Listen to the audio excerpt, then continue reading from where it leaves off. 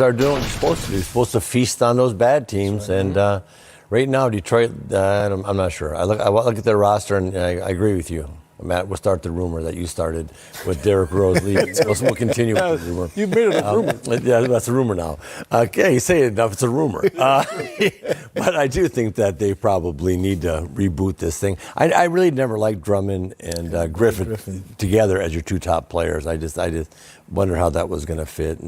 But the Lakers are doing what they got to do. If you want to have a really good record in this league, just beat the heck out of all the bad teams. And you can even play sub 500 against all the top teams. But if you beat up all the bad teams, you'll have a good record. Yeah, it's amazing. That's a trend in the league this year, is that the good teams are doing that. John Schumann from NBA.com had a number the other day, and I'm going to get it wrong, but it was something like the 13 teams at the time who were over 500 were like 215 and 44 against the rest of the league, the sub 500 teams. It's been really lopsided. Yeah, and there's enough of those to go around. But you handle your business against those teams.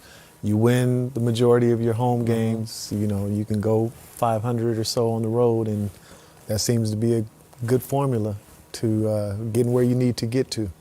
All right, Lakers get the win 106-99. Anthony Davis goes for 24, 11 rebounds, and he had 8 of the Lakers' 20 block shots tonight. Here he was after the win.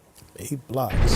Anthony, you had 8 of the team's 20 blocks tonight, just 1 block short of the franchise high. You know how far back this franchise goes. What did you guys see protecting the rim tonight? That's it, really protecting the rim. They're a team that like to attack the paint. Coach got on us about last game giving up, I think, 60-plus paint points. And so we just try to do a better job protecting the paint. And anytime they came in there, just try to play without fouling and meet them at the top.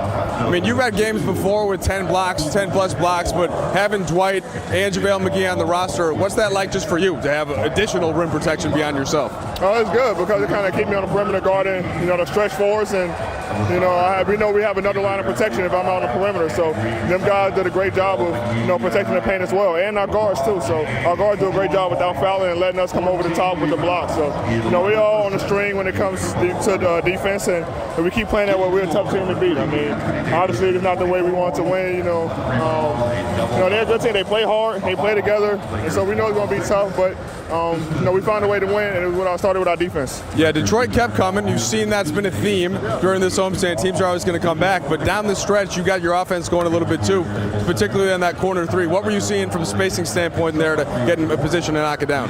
They were trying to send a double team a lot in the first half.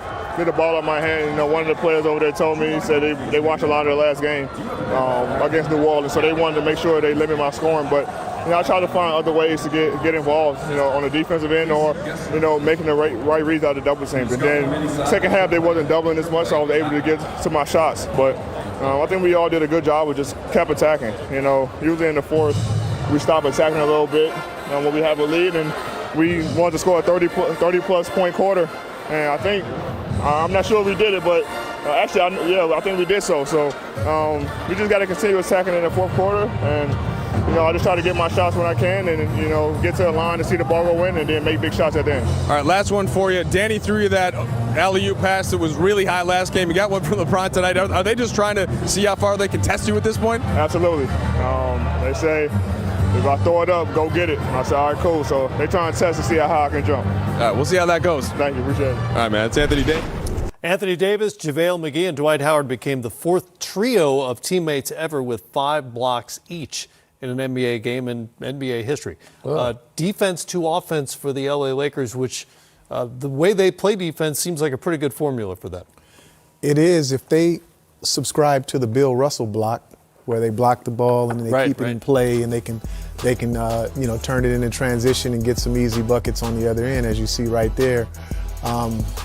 They're more than capable of. They have tons of guys that can block the shot. The mistake that the Pistons were making tonight in terms of allowing all these block shots, they weren't taking the ball right to the chest of the bigs, and particularly the guards. So they were trying to flip it up and get it up early before they got there. But a lot of these blocks were off of secondary blocks coming off of somebody else. And when you do, Rod Strickland was really good at it. Derrick Rose is really good at it. When you take it to a shot blocker, you got to take it right to their chest and neutralize their body. And they weren't doing that tonight.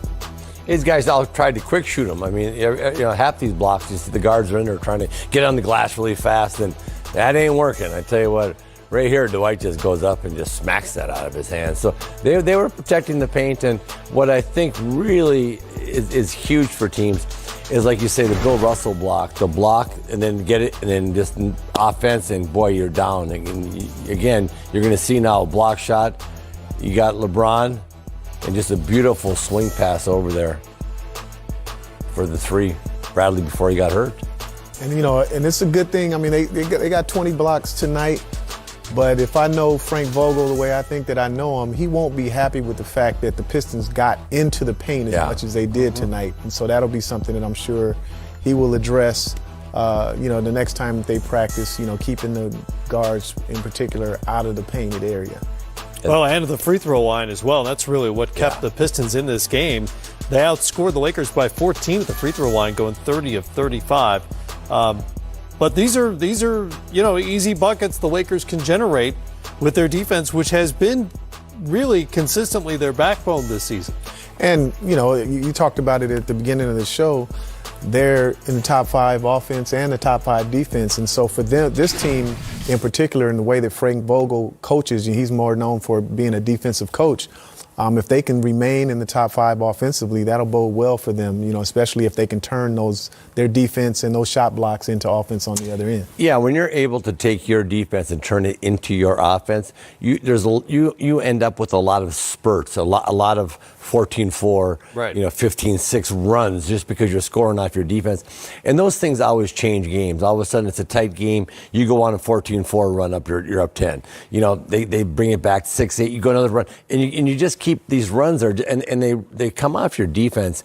And as the opposing team, it's really frustrating. You're going in, you think you got a layup, you're going in, you get your shot blocked to steal, whatever. When they're scoring off your offense, it happens so fast, there's no defense for it. It's all breakouts, it's all attack basketball. And it allows the Lakers to be very explosive on a team that I don't think is that explosive if you just make them play half-court basketball all the time. Yeah.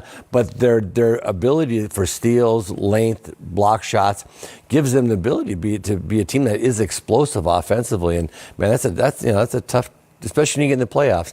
You're scoring off your defense. That is a tough team to beat. It was one of those ones that probably won them the game tonight. They scored the first 16 points of the fourth quarter when the Pistons really had the momentum going into the break between the third and the fourth, and that really turned the game around for them. It turned the game around, and then it turned the game around again. When LeBron went out of the game, the Pistons went on a run, and that maybe goes to the rumor that you started about how Derrick Rose would help in those situations when LeBron goes out of the game. Don't help him. Don't encourage him. When LeBron goes out of the game, having somebody like him to be able to stabilize the team and keep things in order. But no, in all seriousness, they have to figure out a way to continue, especially on the offensive end, when LeBron, needs a break and needs to go to the bench, if he's in foul trouble or if he's not playing, somebody that can stabilize that unit, still feed everybody without being so predictable and just dumping the ball in. Just to AD, right. You can't just do that. Yeah. No, I was saying, get your shooters. Get the ball to AD when you can, and see if you can just play an up-tempo game when LeBron goes out, which is a pass move. Don't dribble the ball, call for picks to come up. Just have almost a 5-out type thing with AD as a 5-man, and just see how much ball movement, passing, and cutting, and just